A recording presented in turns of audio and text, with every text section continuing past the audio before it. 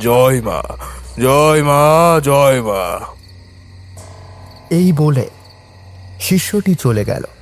ভোগাতান্ত্রিক চোখ বুজে ধ্যানমগ্ন হলেন। আজ্ঞাচক্রে ধ্যান স্থির হতেই কপালে ভাঁজ পড়ল তার। ভ্রুযুগল ঈষৎ কেঁপে উঠল। বিভৎস কিছু একটা দেখে চোখ খুলে ফেললেন তিনি। না,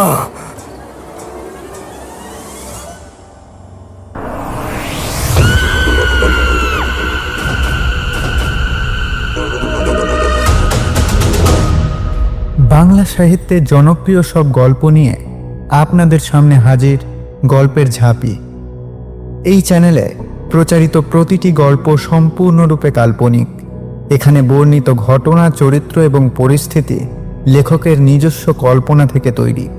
বাস্তব জীবনের কোনো ব্যক্তি, স্থান বা ঘটনার সাথে এর কোনো সম্পর্ক নেই। যদি কোনো ঘটনার সাথে বাস্তবের সাদৃশ্য খুঁজে পাওয়া যায় তবে তা নিতান্তই কাকতালীয়। আমাদের উদ্দেশ্য শুধুমাত্র বিনোদন প্রদান করা। শ্রোতাদের প্রতি অনুরোধ, গল্পগুলো কুসংস্কার মুক্ত হয়ে উপভোগ করুন। আজ আপনাদের জন্য থাকছে লেখক সূর্য মাইতির কলমে কালীনাথ তান্ত্রিক সিরিজের গল্প পঞ্চমুণ্ডির আসন। শুরু হচ্ছে আজকের গল্প পঞ্চমুণ্ডির আসন।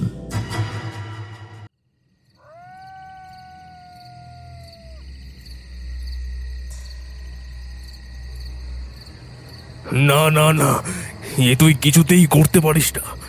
ওই আসনে বসার অধিকার সবার নেই। ঝাঁঝিয়ে উঠলেন ভোগাতান্ত্রিক। শিষ্যটি নাছোড়বান্দা। সে বলল, কেন পারি না গুরুদেব?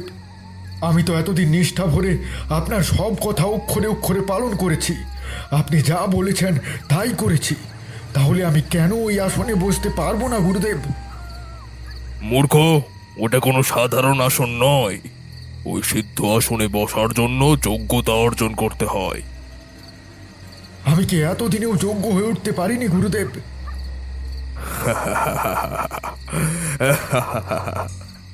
তাচ্ছিল্যের হাসি হেসে উঠল ভোগাতান্ত্রিক। আপনি হাসছেন গুরুদেব?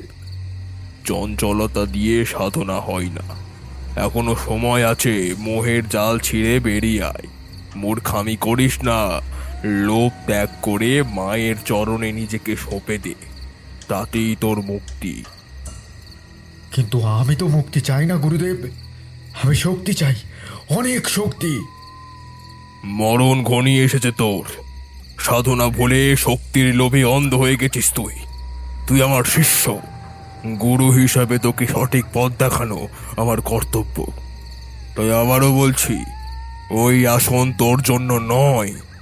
ওই আসনে বসার আশা তুই ত্যাগ কর। ঠিক আছে গুরুদেব, আপনি যেমনটা বললেন তেমনটাই হবে। সুবুদ্ধি হোক তোর। মা তোর ওপর কৃপা করুক। এখন যা এখান থেকে, যা। জয় মা, জয় মা, জয় মা। এই বলে শিষ্যটি চলে গেল। ভোগাতান্ত্রিক চোখ বুজে ধ্যানমগ্ন হলেন। আজ্ঞাচক্রে ধ্যান স্থির হতেই কপালে ভাঁজ পড়ল তার। ভ্রুযুগল ঈষৎ কেঁপে উঠল। বিভৎস কিছু একটা দেখে চোখ খুলে ফেললেন তিনি। না,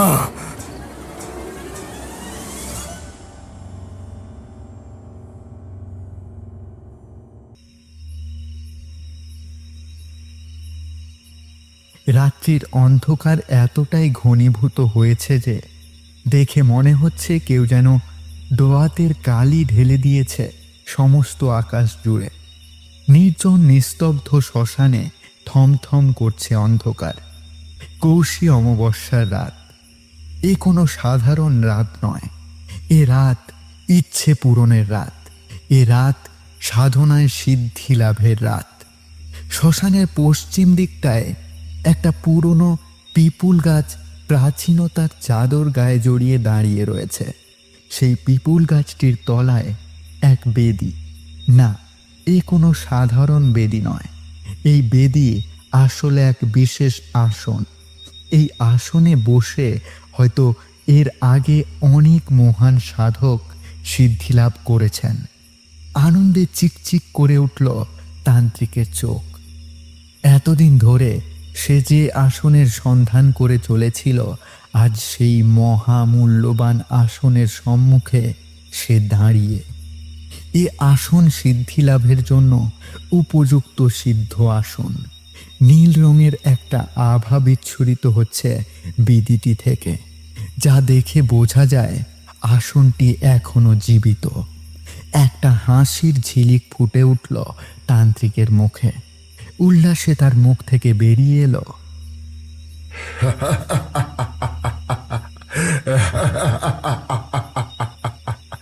পেয়েছি পেয়েছি, ওই আসনে আমাকে বসতেই হবে, আমাকে সিদ্ধি লাভ করতেই হবে, করতেই হবে। তান্ত্রিক আর নিজেকে সংযত করতে পারল না, উঠে বসল সেই আসনে।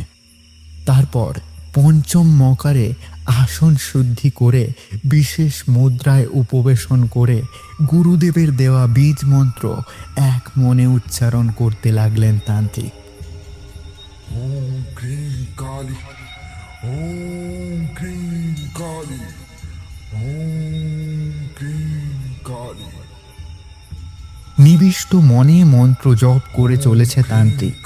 সেই মন্ত্র উচ্চারণের শব্দে নিস্তব্ধ শ্মশান ভূমির নিস্তব্ধতা খান খান হয়ে ভেঙে পড়ছে যেন। কিন্তু এ কি কাণ্ড! এমনটা তো হওয়ার কথা নয়। হঠাৎ করে কোথা থেকে এমন প্রবল ঝঞ্ঝার সৃষ্টি হলো? ঝড়ের দাপটে চারিদিকের গাছপালা প্রবলভাবে আন্দোলিত হতে থাকলো। গাছের ডাল এদিক ওদিক ভেঙে পড়ছে। শ্মশানের পোড়া ছাই ধুলোর সাথে মিশে অন্ধকারকে আরো গাঢ় করে তুলেছে। কিন্তু সেই প্রবল দুর্যোগ তান্ত্রিকের মন্ত্র উচ্চারণে বাধা প্রদান করতে পারছে না। তান্ত্রিক স্থির বসে রয়েছে সেই আসনে, বরং তার মন্ত্র উচ্চারণের শব্দ আরো তীব্র হয়ে উঠেছে। কিন্তু বেশিক্ষণ সেই দৃঢ়তা স্থায়ী হলো না। হঠাৎ প্রবল বজ্রপাতে পিপুল গাছের একটা বড় ডাল ভেঙে পড়ল তান্ত্রিকের মাথার উপর, আর সাথে সাথেই আগুন জ্বলে উঠল বেদির ওপর। সেই আগুনের তীব্র দাবদাহে তান্ত্রিকের ধ্যান ভঙ্গ হলো। সে চিৎকার করে উঠল, না না, এ হতে পারে না, এ হতে পারে না, এত আগুন, এত আগুন কি করে এলো? বাঁচাও, বাঁচাও! শত চেষ্টা করেও নিজেকে সেই জমাগ্নি থেকে বাঁচাতে পারল না তান্ত্রিক। ধীরে ধীরে সেই আগুন গ্রাস করল তান্ত্রিককে।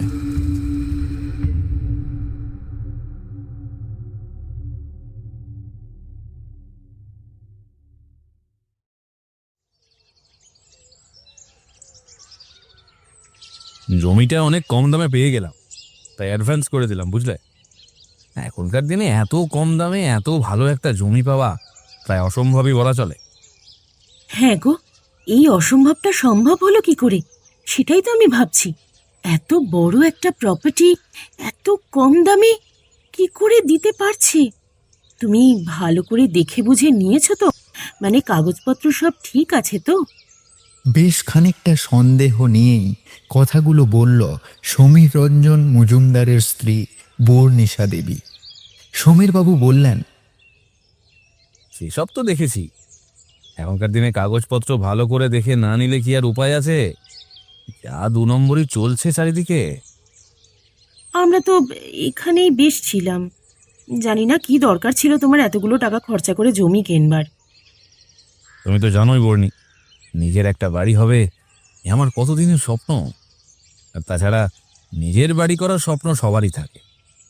নিজের একটা বাড়ি থাকা সত্যিই খুব দরকার, যেটা দেখে মনে হয় হ্যাঁ কিছু একটা করেছি জীবনে।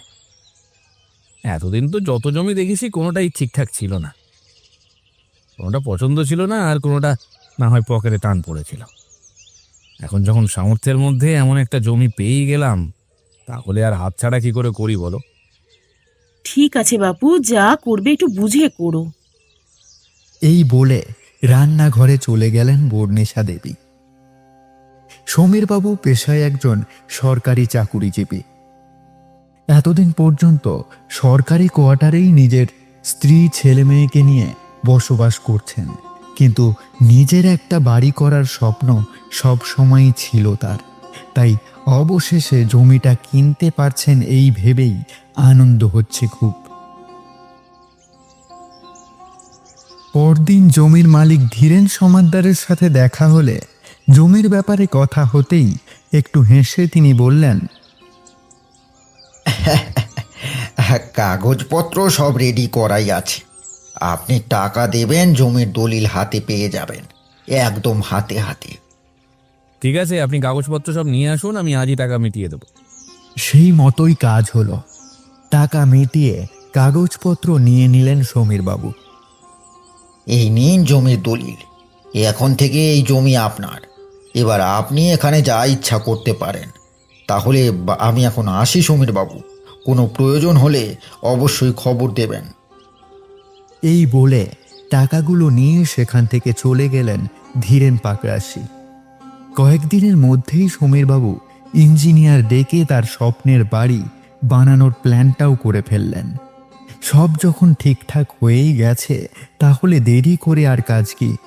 যত তাড়াতাড়ি সম্ভব নিজের স্বপ্নকে সত্যি হতে দেখতে চান তিনি। তুমি এত তাড়াহুড়ো করছো কেন বাড়ি বানানোর জন্য? সেটাই তো বুঝতে পারছি না। এত তাড়াহুড়োর কি কোনো দরকার আছে? এই কোয়ার্টারে তো আমরা দিব্যি আছি, তেমন কোনো অসুবিধে হচ্ছে না তো আমাদের। কি ব্যাপার বলো দেখি? না না, তুমি বুঝতে পারছো না বর্ণি, আমি দেরি করতে চাইছি না। এরপর দেরি করলে অনেক সমস্যায় পড়তে হবে। দিন দিন জিনিসপত্রের যে দাম বাড়ছে, তারপর মাথার উপর ছেলেমেয়েরাও বড় হচ্ছে, তাদের পড়াশোনার খরচ ইত্যাদি সামলে গিয়ে পরে হিমশিম খেতে হচ্ছে। তাই যা করার এখনই করে নিতে চাই। ঠিক আছে, যা ভালো বোঝো করো। নিজ গৃহে ঈশান কোণের বেলগাছটির তলায় বসে মহাদেবের ধ্যান করছিলেন পরম শিবভক্ত কালীনাথ তান্ত্রিক। কোন ভোরবেলায় সে ধ্যানে বসেছে তা হয়তো সে ছাড়া আর কেউ জানে না। সূর্যরশ্মি এসে তার শরীরে এতক্ষণে ঘাম উৎপন্ন করেছে। ঘর্মাক্ত শরীর সূর্যালোকে সোনার মতো চকচক করছে যেন। ওম নমঃ শিবায়, ওম নমঃ শিবায়, ওম নমঃ শিবায়। ধ্যান ভঙ্গ করে ধীরে ধীরে চোখ খুলল কালীনাথ।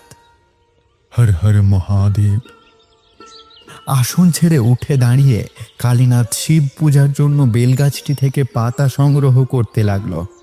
এমন সময় একটা মধ্যবয়স্ক ব্যক্তি হন্তদন্ত হয়ে ছুটে এসে বলল, রক্ষে করো তান্ত্রিক বাবা, রক্ষে করো। কে? ঘুরে দাঁড়িয়ে নগেনকে দেখে বেশ রেগে গেল কালীনাথ।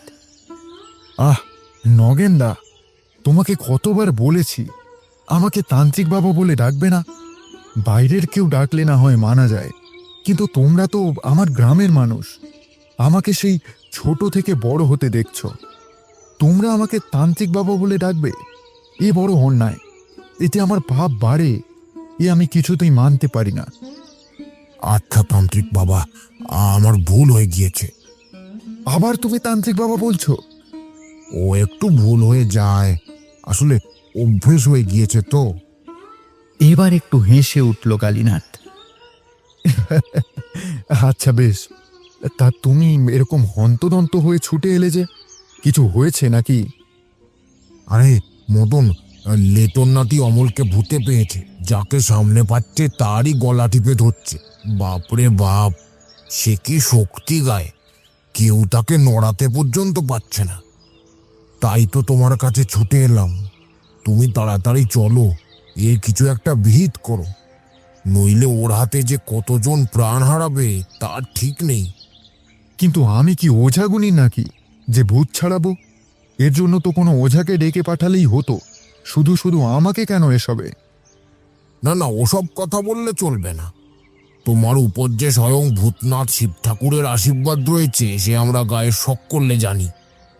এবার চলো দেখিনি তাড়াতাড়ি, না জানি কি কাণ্ড ঘটাচ্ছে ওদিকে বেটা অমল। ঠিক আছে, তুমি একটু দাঁড়াও, আমি আসছি। এই বলে ঘরের ভেতরে চলে গেল কালীনাথ। সাদা রঙের পাতলা সুতির পাঞ্জাবিটা হাতে গলাতে গলাতে বেরিয়ে এলো। চলো নগেনদা। হ্যাঁ চলো চলো। দুজনেই প্রায় ছুটতে ছুটতে এসে উপস্থিত হলো মদন লেটোর বাড়ির সামনে। সেখানে উপস্থিত হয়ে দেখল মদন লেটোর নাতি অমল মাটিতে নিজের বাপের গলা চেপে ধরে তার উপর উঠে বসেছে। কালীনাথ তান্ত্রিক গম্ভীর গলায় বলল, কি করছিস শয়তান? বাঁচতে চাইলে ছেড়ে দে ওকে। কালীনাথের কথায় চমকে উঠে অমল তার দিকে তাকিয়ে ফ্যাস ফ্যাসে কণ্ঠে বলল, কে তুই? আমাকে ধমকাস? এত বড় সাহস তোর! প্রথমে তোকেই মারবো। এই বলে অমল নিজের বাবার শরীরের ওপর থেকে উঠে এসে কালীনাথের সামনে দাঁড়ালো। কালীনাথ আবার গম্ভীর কণ্ঠে বলে উঠল, ভালোই ভালোই বলছি, তুই যেই হ, অমলের শরীর ছেড়ে চলে যা, নইলে কিন্তু এর ফল ভালো হবে না। যা, পালা। আমার কি খারাপ করবি তুই? তার আগে আমি তোকে। এই বলে অমল কালীনাথের দিকে হাত বাড়াতেই এক ঝটকায় ছিটকে গিয়ে পড়ল মাটিতে। তারপর রাগে ফুঁসতে থাকলো, কে তুই? আমি শিব ভক্ত কালীনাথ। তুই কে? অমলকে ধরেছিস কেন? চলে যা অমলের শরীর ছেড়ে। আমি শশীভূষণ। আমি অমলের বাপ কাঞ্চনকে ছাড়বো না। আমি ওকে কাল রাতেই মেরে ফেলতাম, কিন্তু ও মাদুলি ঝুলিয়ে রেখেছিল। আমি কৌশল করে ওই মাদুলি খুলে ফেলেছি ওর গলা থেকে। এখন আমাকে আটকাস না, আমি ওকে মারবই। কেন? ও তোর কি ক্ষতি করেছে? কাঞ্চন আর আমি দুজনে টাকা লাগিয়ে একটা ব্যবসা খুলেছিলাম। তার বেশিরভাগ টাকা আমি লাগিয়েছিলাম। আমি ওকে বিশ্বাস করেছিলাম, কিন্তু কাঞ্চন আমার সাথে বিশ্বাসঘাতকতা করেছে। যাতে ব্যবসায় আমাকে ভাগ দিতে না হয়, সেজন্য আমার খাবারে বিষ মিশিয়ে আমাকে মেরে ফেলেছে। আমি ওকে ছাড়বো না, কিছুতেই ছাড়বো না। অমলের শরীরে থাকা শশীভূষণের আত্মার মুখে এই কথা শুনে সবাই হতবাক হয়ে গেল। অমলের দাদু বৃদ্ধ মদন লেটো ছেলেকে উদ্দেশ্য করে বলল, ছি কাঞ্চন, ছি! তুই আমার ছেলে হয়ে এমন একটা কাজ করতে পারলি? এটা শোনার আগে আমি মরে গেলাম না কেন? সারা জীবন ওর জমিতে ভাগ চাষ করে তোকে মানুষ করেছি। মানুষ না হয়ে তুই যে অমানুষ তৈরি হয়েছিস তা তো বুঝিনি রে। আমার কাছে টাকা চেয়েছিলি ব্যবসা করবি বলে, আমি কোনো প্রশ্ন না করেই তোকে টাকা দিয়েছিলাম। তোর এত লোভ যে তুই একটা মানুষকে মেরে ফেললি! ছি ছি ছি ছি ছি ছি! বাবা, বাবা তুমি আমাকে ক্ষমা করে দাও বাবা, আমার ভুল হয়ে গেছে বাবা, আমি লোভে পড়ে এমনটা করে ফেলেছি। মদন লেটোর পায়ে ধরে কাঁদতে কাঁদতে বলল কাঞ্চন। মদন লেটো লাথি মেরে কাঞ্চনকে ফেলে দিল। যা, যা, পালা! দূর হ আমার চোখের সামনে থেকে, খুনি একটা! আর কখনো আমাকে বাবা বলে ডাকবি না। আমার কোনো ছেলে নেই, আমার ছেলে মারা গেছে। এবার কাঞ্চন এগিয়ে এলো অমলের দিকে, কাঁদতে কাঁদতে বলল, আমাকে ক্ষমা করে দে সুজি, লোভে পড়ে আমি খুব বড় ভুল করে ফেলেছি, আমাকে ছেড়ে দে। সেই সুযোগে অমল কাঞ্চনের গলা চেপে ধরল। ছাড়বো না আমি তোকে। বিনা দোষে আমাকে মরতে হয়েছে, এবার তোকেও মরতে হবে। পরিস্থিতি বেগতিক দেখে কালীনাথ তান্ত্রিক বলল, ওকে ছেড়ে দিন শশীভূষণ বাবু, ওর পাপের শাস্তিও নিশ্চয়ই পাবে। আপনি এখান থেকে চলে যান। না না, আমি ওকে না মেরে কোথাও যাব না।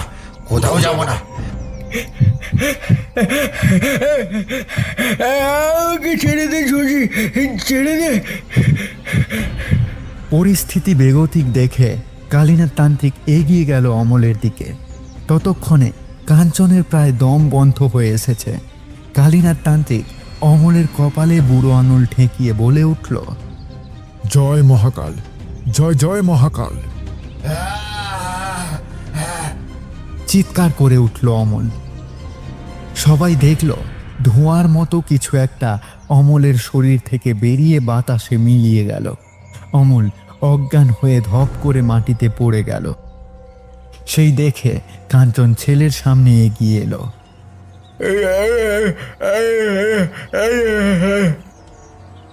কিন্তু তার গলা থেকে শব্দ উচ্চারণ হচ্ছে না। কাঞ্চন প্রাণে বেঁচে গেলেও চিরতরে কথা বলার ক্ষমতা হারিয়ে ফেলল। এই 1 মাস হলো স্বপ্নের বাড়িটা বানিয়ে পরিবারকে নিয়ে নতুন বাড়িতে থাকতে শুরু করেছেন সমীরবাবু। কিন্তু যেদিন থেকেই এ বাড়িতে এসেছেন সেদিন থেকেই একের পর এক ঘটনা ঘটেই চলেছে। একদিন দুপুরবেলা গ্যাসে ভাত বসিয়ে রেখে সমীরবাবুর স্ত্রী বর্ণিশা দেবী জামা কাপড় কাচতে চলে গিয়েছিলেন। ফিরে এসে ভাতের হাঁড়ির ঢাকনা খুলে যা দেখলেন তাতে তার ভিমড়ি খাওয়ার জোগাড়। তিনি দেখলেন ভাতের হাঁড়িতে গাছা গাছা চুল ভাসছে। আতঙ্কে চিৎকার করে উঠলেন তিনি। ও মা, ও মা গো!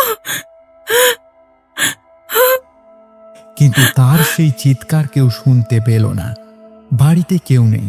সমীরবাবু অফিসে চলে গেছেন, ছেলেমেয়েরাও যে যার স্কুলে চলে গেছে। আশেপাশে কোনো বাড়ি ঘরও নেই যে কেউ ছুটে আসবে তার ডাক শুনে। সন্ধেবেলা সমীরবাবু বাড়ি ফিরলে রাতে খাওয়া দাওয়ার পর তাকে সবটা খুলে জানালেন বর্ণিশা দেবী। সব শুনে সমীরবাবু বললেন, আরে না না, তুমি ভুল দেখছো, সব তোমার চোখের ভুল। এমনটা আবার হয় নাকি কখনো? আসলে তুমি সারাদিন একা একা থাকো তো, তাই তোমার মনে বিভিন্ন রকমের ভাবনা আসে। ওসব নিয়ে বেশি ভেবো না বর্ণি। আমি জানতাম তুমি ঠিক উড়িয়ে দেবে বিষয়টাকে, এটাকে কোনো গুরুত্বই দেবে না। কিন্তু বিশ্বাস করো, আমি আমি সত্যি বলছি। আমি মিথ্যে বলছি না গো, আমি ভুল দেখিনি। আমি সেই ভাত ফেলে দিয়ে আবার নতুন করে ভাত রান্না করলাম। আচ্ছা আচ্ছা আচ্ছা আচ্ছা, শান্ত হও, শান্ত হও। এখন নিজেকে একটু সামলাও। ছেলেমেয়েরা এসব কথা জানতে পারলে কতটা ভয় পাবে বলো তো মিছিমিছি। মিছিমিছি? মিছিমিছি মানেটা কি? আমি কি তাহলে মিছিমিছি ভয় পাচ্ছি? তোমার এটাই মনে হচ্ছে? আমার তো তাই মনে হচ্ছে। তোমার কথার তো কোনো ভিত্তিই খুঁজে পাচ্ছি না আমি। ঠিক আছে, বাদ দাও, এসব তর্ক করে লাভ নেই। সারাদিন কাজের পর এখন আমি খুব ক্লান্ত, একটু ঘুমোতে দাও আমাকে। এই বলে পাশ ফিরে শুয়ে পড়লেন সমীরবাবু। রাত তখন কটা হবে জানা নেই। হঠাৎ একটা খটখাট শব্দে ঘুমটা ভেঙে গেল বর্ণিশা দেবীর। বিছানায় উঠে বসে কান পেতে শব্দটা শোনার চেষ্টা করলেন। বিড়বিড় করে নিজের মনেই বললেন, ওহ, এত রাতে কিসের শব্দ হচ্ছে?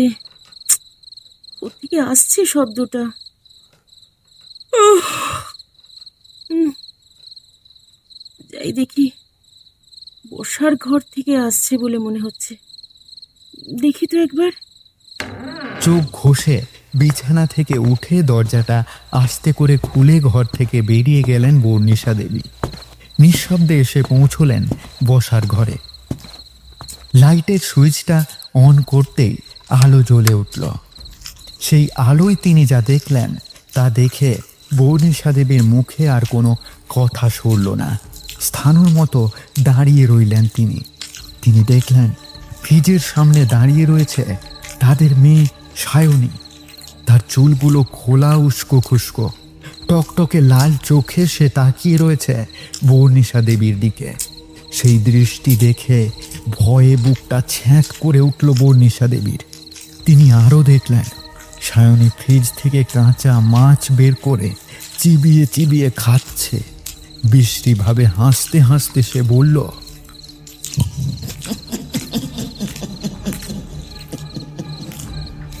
খিদে খিদে খিদে, বড় খিদে। কতদিন কিছু খাইনি, কতদিন পর খাচ্ছি। খাবি খাবি খাবি, নে নে নে, খা, তুইও খা।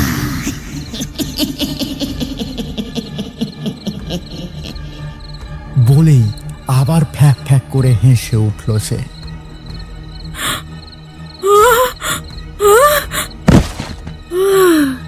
এই দৃশ্য দেখে সেখানে জ্ঞান হারিয়ে পড়ে গেলেন পূর্ণেশা দেবী।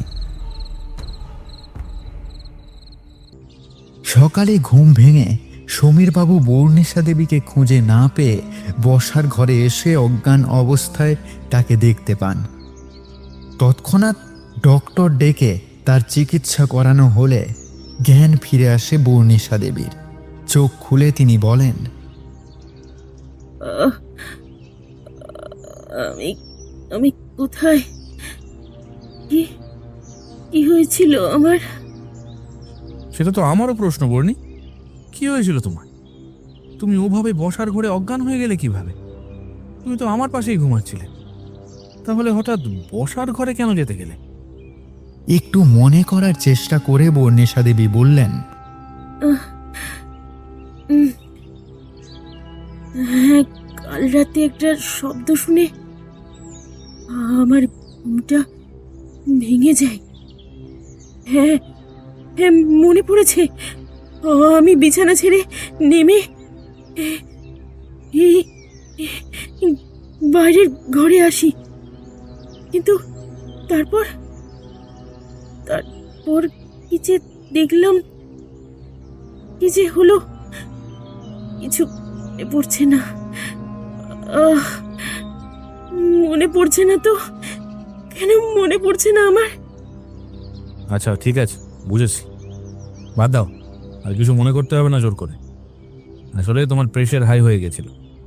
দিনরাত যা উল্টোপাল্টা চিন্তা করে বেড়াচ্ছ, তাতে তো প্রেশার হাই হওয়ারই কথা। মিশিমিশি এত টেনশন করো না, তুমি রেস্ট নাও। আমি আজ বাড়িতেই থাকবো, আর প্রতিদিনের কাজের জন্য একটা লোক ঠিক করেছি। কালকে কথাবার্তা হয়েছে, কিন্তু তোমাকে বলতে ভুলে গেছিলাম। এখান থেকে একটু দূরে যে গ্রামটা রয়েছে, রতনপুর গ্রামের মেয়ে। সারাদিন আমরা তো বাড়িতে থাকি না, মেয়েটা তোমার সঙ্গে থাকবে, তাতে সুবিধা হবে। ওর সাথে গল্প করে তোমার সময়টাও কেটে যাবে। তার মানে তোমার কি মনে হয় সারাদিন আমি বাড়িতে শুয়ে বসে থাকি? আমার কি কোনো কাজকর্ম থাকে না নাকি বাড়িতে? আরে না না, আমি তেমনটা কখন বললাম? তুমি তেমনটাই বলতে চেয়েছো। আর তাছাড়া আমাকে না জানিয়ে তুমি কাজের লোক ঠিক করে ফেললে, আমাকে একটু জানানোর প্রয়োজন মনে করলে না তুমি? সুযোগ হয়নি বলা। ঠিক আছে, তুমি রেস্ট করো, আমি বাজার থেকে ওষুধগুলো নিয়ে আসছি। এই বলে সমীরবাবু ঘর থেকে বের হতে যাচ্ছিলেন, এমন সময় দরজার সামনে একটা মেয়ে এসে দাঁড়ালো। এই তো মালতী, গরম দুধ এনেছ? মালতী নামের মেয়েটা একটু হেসে বলল, এই যে এনেছি দাদা বাবু। আচ্ছা যাও, দুধটা গিয়ে বৌদিমণিকে দাও, আমি বাজার থেকে আসছি। ঠিক আছে দাদা বাবু। সমীরবাবু বাজারে বেরিয়ে গেলেন। মালতী এসে পূর্ণেশা দেবীকে দুধের গ্লাসটা দিয়ে বলল, এই নিন দিদিমণি, এই দুধটুকু খেয়ে নিন দেখনি। শরীরটা তো দুর্বল আছে, একটু ভালো লাগবে। আর হ্যাঁ, আমি কিন্তু একটু বেশি বক বক করি, রাগারাগি করুনি কিন্তু বাপু। পূর্ণেশা দেবীর মালতীকে বেশ মনে ধরল। মেয়েটা কালো, কিন্তু বেশ ভালো কথা বলে, হাসিটাও বেশ সুন্দর।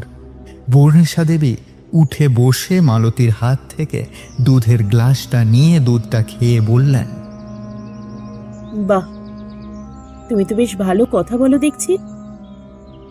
হ্যাঁ, ভালো। আমি তো এতদিন বেশিরভাগ সময় একাই থাকতাম, কারোর সঙ্গে যে দুদণ্ড কথা বলে কিছু ভাগ করে নেব সেই সুযোগই ছিল না। তবু ভালো যে এখন তোমার সাথে একটু কথা বলে শান্তি পাবো। ঠিক আছে দিদিমণি, যত ইচ্ছা কথা বলবেন। কথা বলায় এই মালতীর কোনো ক্লান্তি নেই। বলে মালতী হেসে উঠল। এভাবেই বেশ কিছুক্ষণ বেশ ভালোই কাটল। পূর্ণেশা দেবীও এই কদিন আর কিছু দেখেননি। হঠাৎ মালতী কয়েকদিন ধরে একটা ব্যাপার খেয়াল করতে শুরু করলো। যে কটা কাঁচা মাছ সে ফ্রিজে রেখে যায়, তার থেকে প্রতিদিন 1-2 পিস করে কম থাকবেই। সন্ধ্যের পর রাতের রান্না সেরে রেখে মালতী বাড়ি চলে যায়। তাই সে ভাবল হয়তো পূর্ণেশা দেবী রান্না করে দেয় বাড়ির কাউকে মাছগুলো। কিন্তু একদিন সকালে মালতীর আসতে একটু দেরি হওয়ায় সকলের রান্নাটা বর্ণেশা দেবীই করছিলেন। হঠাৎ সে খেয়াল করল 2 পিস মাছ কম। মালতী আসতে বর্ণেশা দেবী মালতীকে বললেন, আচ্ছা মালতী দি, তুমি কালকে কটা মাছ রেখেছিলে গো? কেন দিদিমণি, আমি তো 5 পিস মাছ রেখেছিলাম। তাহলে এখন 3টে দেখতে পাচ্ছি কেন? আর 2টো মাছ কোথায় গেল? সে কি গো, কিন্তু আমি তো 5 পিস মাছই রেখেছিলাম, আমার পরিষ্কার মনে আছে। একটা কথা আমি তোমাকে জিজ্ঞেস করব করে করিনি দিদিমণি। আমি তো প্রতিদিনই 1-2 পিস করে মাছ কম দেখি। আমি ভাবি তুমি হয়তো রাত্রেবেলা রান্না করেছো, তাই আমিও আর কিছু বলিনি। কি বলছো কি? তুমি যা রান্না করে রেখে দাও প্রতিদিন, আমি তো তাই গরম করে ওদের খেতে দিই। আমি তো আর নতুন করে মাছ রান্না করি না। কি বলছো গো দিদিমণি? তাহলে প্রতিদিন 1-2 পিস করে মাছ কোথায় যায়? আরে সেটাই তো আমি ভাবছি। ফ্রিজের ভেতর থেকে তো আর বিড়ালে মাছ চুরি করে খেতে পারবে না। মালতী একটু নাক টেনে কিছু একটা গন্ধ নেওয়ার চেষ্টা করলো।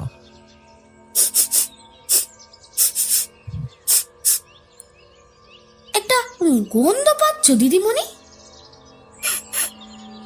গন্ধ? কিসের গন্ধ? কেমন একটা পচা পচা গন্ধ, ঠিক মোড়া পচে গেলে যেমনটা গন্ধ হয় তেমনটা। বর্ণেশা দেবীও নাক টেনে ঘ্রাণ নেওয়ার চেষ্টা করলেন, তারপর বললেন, হ্যাঁ সত্যি তো, একটা গন্ধ পাচ্ছি বটে, কিন্তু কিসের গন্ধ সেটাই তো বুঝতে পারছি না। আর তাছাড়া এই গন্ধটা তো আমি অনেক দিন থেকেই পাই। গন্ধটা ভালো নয় দিদিমণি, আমার মনে হয় এই জায়গাটা ভালো নয়। অনেক বছর ধরেই তো জায়গাটা খালি পড়ে আছে। কি জানি কি লুকিয়ে আছে। এখানে বাড়ি করে বোধহয় তোমরা ভালো করনি। এত জায়গা থাকতে তোমরা এই জায়গাটা কেন কিনতে গেলে? গ্রামের ভিতরেও তো অনেক খালি জায়গা ছিল। হ্যাঁ, দামটা হয়তো একটু বেশি ছিল। যাই হোক, বাদ দাও। দাদা বাবুকে বলে বাড়িতে একটা নারায়ণ পুজোর ব্যবস্থা করো দিদিমণি। আমার মনে হয় এই বাড়ির ওপর কোনো কালো ছায়ার নজর আছে। সেই মতোই বর্ণেশা দেবী সমীরবাবুকে বলে বাড়িতে নারায়ণ পূজার ব্যবস্থা করলেন। কিন্তু পুজোর দিন ব্রাহ্মণ শত শত চেষ্টা করেও মঙ্গল ঘট কিছুতেই প্রতিষ্ঠা করতে পারলেন না। বারবার সেই ঘট উল্টে যেতে থাকলো। ব্রাহ্মণ ভয় পেয়ে বললেন, অসম্ভব, এই লক্ষণ মোটেই শুভ নয়। কোনো অত্যন্ত ভয়ানক শক্তির ছায়া রয়েছে এই বাড়িতে। এখানে মঙ্গল ঘট প্রতিষ্ঠা করা অসম্ভব। বাঁচতে চাইলে এই বাড়ি ছেড়ে চলে যান এই বাড়ি ছেড়ে। না না না, এই বাড়ি আমি কিছুতেই ছাড়বো না। আমার কত বছরের স্বপ্ন জড়িয়ে আছে এই বাড়িটার সঙ্গে, সেটা তো তুমি জানো বর্ণি। জানি গো জানি, আমি সব জানি, কিন্তু প্রাণটা থাকলে তবেই তো স্বপ্ন থাকবে। ওহ, সাধের প্রাণটাই যদি না থাকে তাহলে আর কি করে? পাগলের মতো কথা বলো না বর্ণি, আমাদের কিচ্ছু হবে না। মরে যাওয়া কি এতই সহজ? চিন্তা করো না, আমি সব ঠিক করে দেব। সমস্ত অভিযোগ অনুযোগ সম্ভাবনাকে ফুৎকারে উড়িয়ে দেওয়ার চেষ্টা করলেও মনের ভেতর কোথাও যেন একটা চাপা ভয় দানা বাঁধছিল সমীরবাবুর। সেই ভয়টা আরো প্রগাঢ় হলো গতকাল রাতে, যখন তিনি তার একমাত্র মেয়ে 17 বছরের সায়নীকে ওরকম অপ্রকৃতিস্থ অবস্থায় দেখলেন। চিচি, এসব তুই কি করছিস সায়নী? তোর পোশাক কোথায়? লজ্জায় মুখটা ঘুরিয়ে নিলেন সমীরবাবু। অত্যন্ত সুশিক্ষায় বড় হওয়া মার্জিত স্বভাবের সায়নীর কেমন অবস্থা? অবাক হয়ে গেলেন সমীরবাবু। বুকটা কেঁপে উঠল তার। তিনি দেখলেন সায়নী সম্পূর্ণ বিবস্ত্র হয়ে দাঁড়িয়ে রয়েছে তার সামনে। লম্বা চুলগুলো খোলা অবস্থায় সাপের মতো উড়ছে। তার মুখে লেগে রয়েছে রহস্যময় জিঘাংসা ভরা একটা বাঁকা হাসি। সায়নী ফ্যাঁস ফ্যাঁসে গলায় বলল, কিরে, ভয় পেয়ে গেলি নাকি আমাকে দেখে? খিদে মেটাবি না আমার? অনেক দিন ধরে ক্ষুধার্ত আমি। খিদে, বড্ড খিদে। আমাদের জায়গায় থাকবি আর আর আমার খিদে মেটাবি না, তাই কি হয়? এসব তুই কি বলছিস সায়নী? কি হয়েছে তোর? ঘরে জামা। কে সায়নী? আমি সায়নী নই। আমি আমি তৃষ্ণার্ত। আমার তৃষ্ণা মেটা। বলতে বলতে সামনে এগিয়ে এসে সমীর বাবুর গলা চেপে ধরল সায়নী। সেই সময় বর্ণিশা দেবী ঘুম ভেঙে উঠে এসে সামনে উপস্থিত হলো। সায়নী, সায়নী, ছেড়ে দে, ছেড়ে দে রে, তোর বাবা হয়। এ কি করছিস? ছেড়ে দে, ও ছেড়ে দে।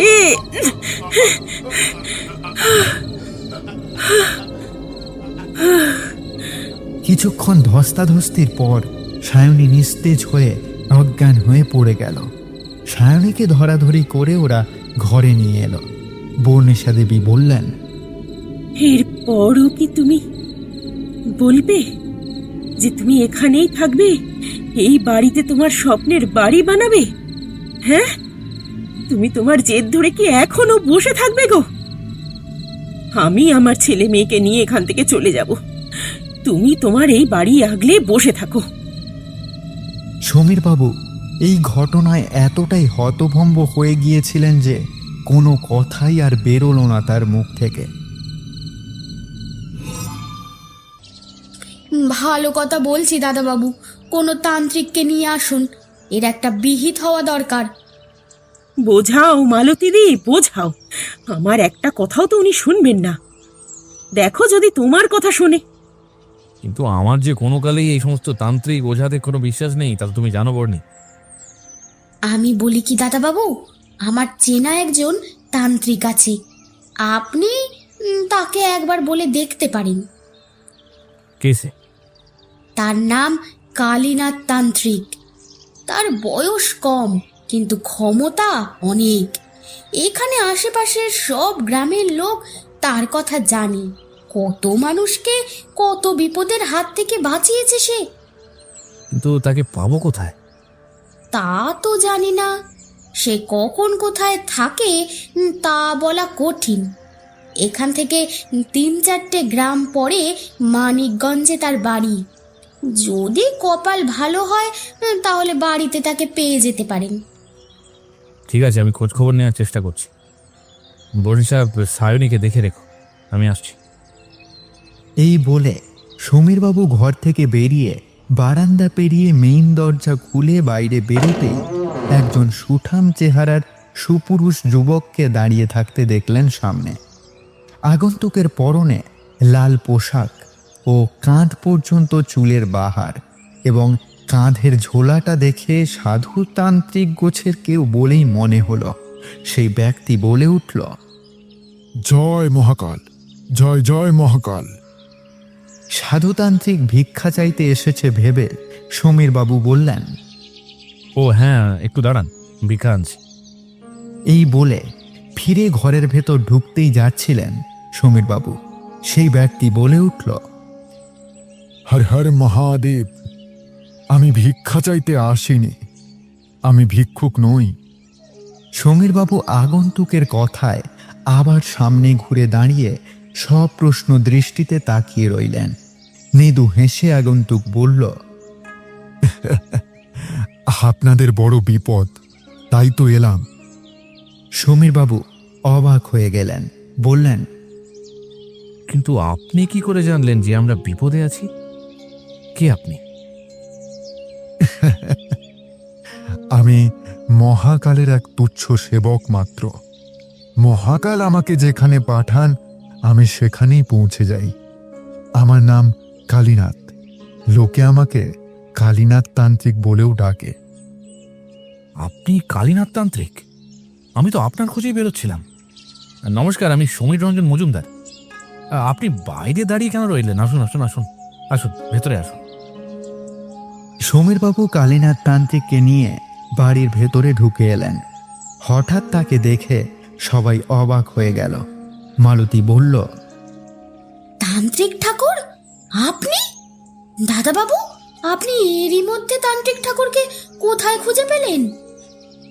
আমি খোঁজ করার সুযোগ পেলাম কোথায়? তার আগেই তো উনি এসে হাজির হয়েছেন। এবার আপনার বিশ্বাস হলো তো দাদাবাবু? আমি বলেছিলাম না, তান্ত্রিক ঠাকুরের অনেক ক্ষমতা। স্বয়ং শিব ঠাকুরের আশীর্বাদ আছে তান্ত্রিক ঠাকুরের উপর। এক নিঃশ্বাসে কথাগুলো বলে এবার কালীনাথের দিকে ঘুরে বলল, এই মহা বিপদ থেকে আপনি দাদাবাবু দিদিমণিদের রক্ষা করেন তান্ত্রিক ঠাকুর। মালতীর কথা কালীনাথের কানে গেল কিনা সেটা ঠিক বোঝা গেল না। সে এদিক ওদিক চোখ ঘুরিয়ে বাড়িটার মধ্যে কি যেন একটা বুঝে নেওয়ার চেষ্টা করছে, কিছুর একটা ঘ্রাণ নেওয়ার চেষ্টা করছে যেন। বর্ণিশা দেবী বললেন, কি ভাবছেন ঠাকুর মশাই? না না, কিছু না। গন্ধটা একেবারেই ভালো নয়। এই জায়গায় বাড়ি করে আপনারা একদম ঠিক করেননি। এখন আপনি কিছু একটা উপায় করুন, আমাদের বাঁচান এই বিপদ থেকে। এমন সময় আলু থালু পোশাকে সায়নী বেরিয়ে এলো ঘর থেকে। কর্কশ গলায় সে বলল, কে কে বাঁচাবে তোদের? এই এই পুচকে তান্ত্রিকটা?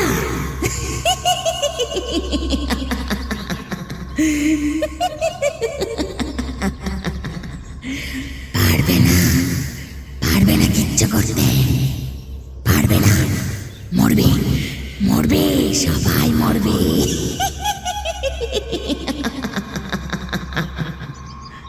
সমীরবাবু উত্তেজিত হয়ে বললেন, এই বর্ণি, তোমাকে তো বলেছিলাম ওকে দেখে রাখতে। যাও, ওকে ঘরে নিয়ে যাও। কালীনাথ বাধা দিয়ে বলল, দাঁড়ান, এভাবে ওকে আটকানো যাবে না। এই বলে ঝোলা থেকে একটা রুদ্রাক্ষের মালা বের করে কপালে ঠেকিয়ে বর্ণিশার হাতে দিয়ে কালীনাথ বলল, এই রুদ্রাক্ষের মালাটা ওনার গলায় পরিয়ে দিন, খুব সাবধান কিন্তু। মালতী, বর্ণিশা দেবী এবং সমীরবাবু ধরাধরি করে সায়নীর গলায় রুদ্রাক্ষের মালাটা পরিয়ে দিল। ধীরে ধীরে নিস্তেজ হয়ে পড়ল সায়নী। মালতী ও বর্ণিশা ওকে ধরে ঘরে নিয়ে গেল। আবার সবাই এক জায়গায় উপস্থিত হতে কালীনাথ বলল, জায়গাটা কেনার আগে বা বাড়ি করার আগে আপনার ভালো করে খোঁজ খবর করে নেওয়া উচিত ছিল সমীরবাবু। তাছাড়া বাড়ি করার সময় মাটি পরীক্ষা করে নেওয়া অত্যন্ত জরুরি। সম্ভবত আপনি সেটাও করেননি। আমার যতদূর মনে হয় বাড়ি করার সময় কোনো না কোনো অঘটন ঘটেছে, কিন্তু সেটাও আপনি উপেক্ষা করে গেছেন। কালীনাথের কথা শুনে সমীরবাবুর মুখ চোখের ভাব বদলে গেল। তিনি রীতিমতো ঘামতে শুরু করেছেন। বর্ণিশা দেবী বললেন, কি গো, কি হলো তোমার? শরীর খারাপ লাগছে নাকি? এসো এসো, বসো এখানে। মালতী দি, এক গ্লাস জল নিয়ে এসো তো। মালতী জল এনে দিল। এক নিঃশ্বাসে জলটা খেয়ে একটু ধাতস্থ হলেন সমীরবাবু। হ্যাঁ, এখন এখন কি একটু ঠিক লাগছে? কি হয়েছিল তোমার? হ্যাঁ? না না, কিছু হয়নি, আমি ঠিক আছি। আপনি কি কিছু লুকিয়ে যাচ্ছেন সমীরবাবু? আবারও একবার রুমালে মুখ মুছে আমতা আমতা করে সমীরবাবু বললেন, লুকিয়ে মানে হ্যাঁ, মানে আপনি ঠিকই আন্দাজ করছেন। বাড়ি তৈরির সময় অস্বাভাবিকভাবে এক শ্রমিকের মৃত্যু হয়। মিস্ত্রিরা অনেকেই আমাকে বাড়ি তৈরির কাজ বন্ধ করতে বলেছিল, কিন্তু আমি কারোর কথা শুনিনি, আর আজ তার ফল ভুগছি। ভুল করেছেন, খুব বড় ভুল করেছেন। এই জায়গা আসলে শ্মশান ভূমি। হ্যাঁ, এটা ঠিক যে শ্মশান অতি পবিত্র স্থান, তবে এই শ্মশান আর 5টা শ্মশানের মতো কোনো সাধারণ শ্মশান ছিল না। বিশেষ করে বিভিন্ন গুজ্জাতিগুজ্জ ক্রিয়ার জন্য উপযুক্ত স্থান ছিল এটি, কিন্তু কোনো কারণে এটি পরিত্যক্ত ভূমিতে পরিণত হয়। এই জায়গার মূলত এই দিকটাতে একটা পিপুল গাছ ছিল। সেই গাছের নিচে ছিল পঞ্চমুণ্ডির আসন। কালীনাথের কথা শুনে সমীরবাবু বললেন, পঞ্চমুণ্ডির আসন? সেটা কি ঠাকুরমশাই? আপনি দাঁড়িয়ে রইলেন কেন? বসুন বসুন ঠাকুরমশাই। কালীনাথ মেঝেতেই বসে পড়ল।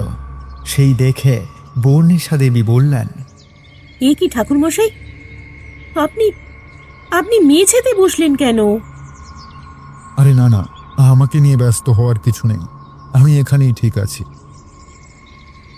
কালীনাথ তান্ত্রিক বলতে শুরু করলেন, পঞ্চমুণ্ডির আসন সাধারণত তন্ত্র সাধনায় সিদ্ধি লাভ করার জন্য ব্যবহার করা হয়।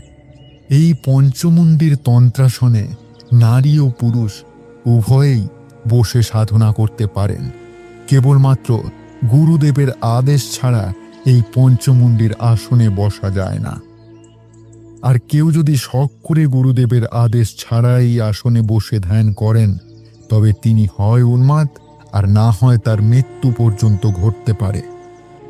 5টি প্রাণীর মাথা দ্বারা এই আসন প্রস্তুত করা হয় বলে নাম পঞ্চমুণ্ডির আসন।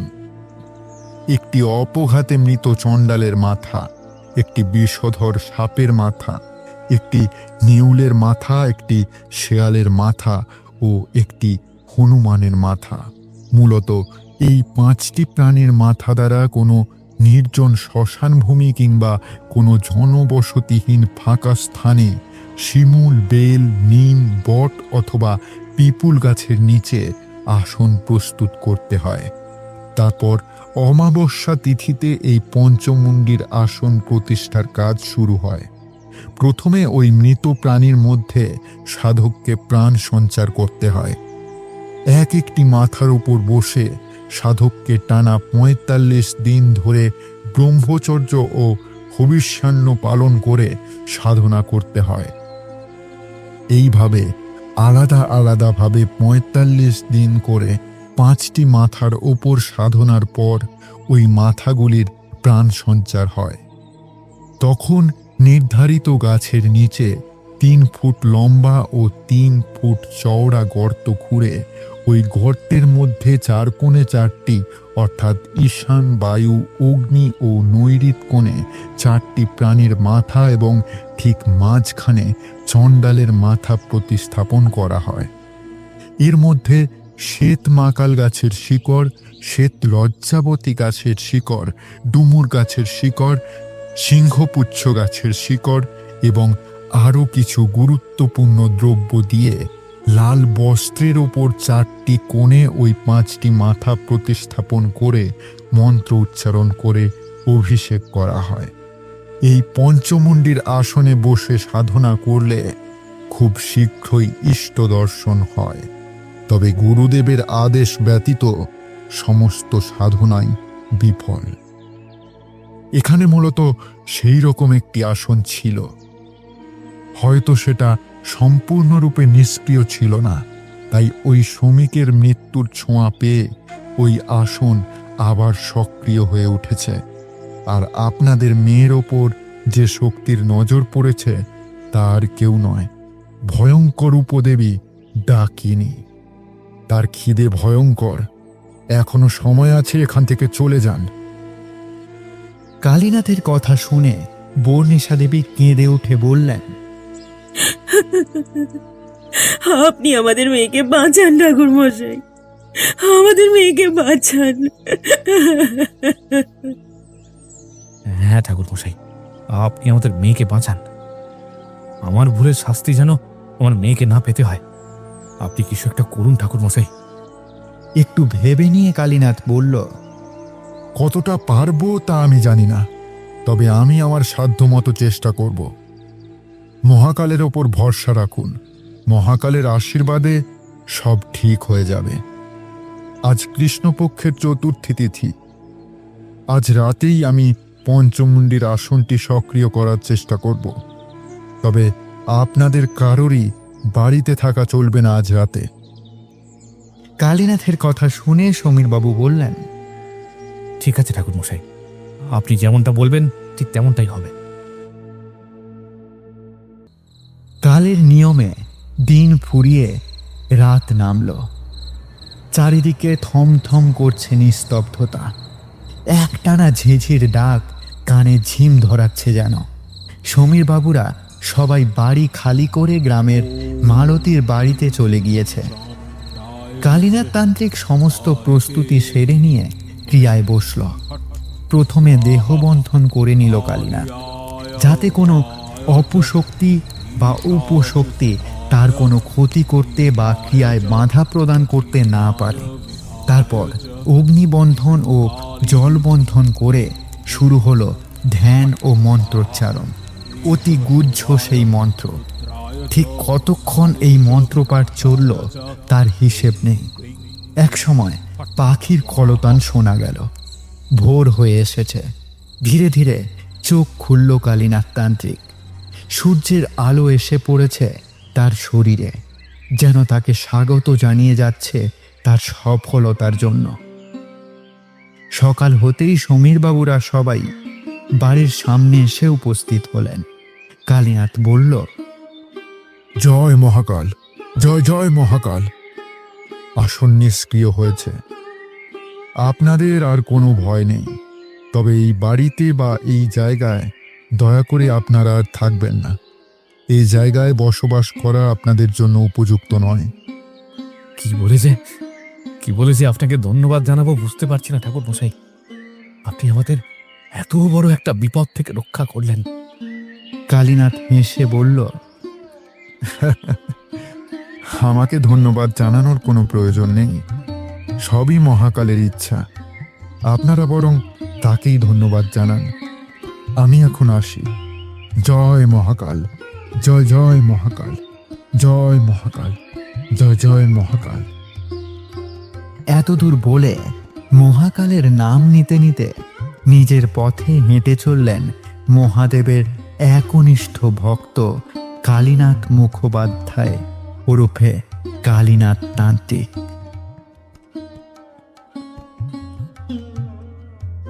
শেষ হলো আমাদের আজকের গল্প। গল্পটি কেমন লাগলো অবশ্যই কমেন্ট করে জানাবেন এবং আমাদের চ্যানেলটি সাবস্ক্রাইব করতে ভুলবেন না। আজকের গল্পের সূত্রধর ও গল্প পাঠে আমি সূর্য। বিভিন্ন চরিত্রে অতনু, তমাল, ঝিনুক, শ্রেয়সী, তৃষা, ঋতদীপ, দিগন্ত ও সূর্য। আবহে কৃষ্ণ। ভিএফএক্স রণজয়। তাহলে আজকের মতো এটুকুই। আবার দেখা হচ্ছে অন্য কোনো গল্পে। ততক্ষণ সবাই ভালো থাকুন, সুস্থ থাকুন।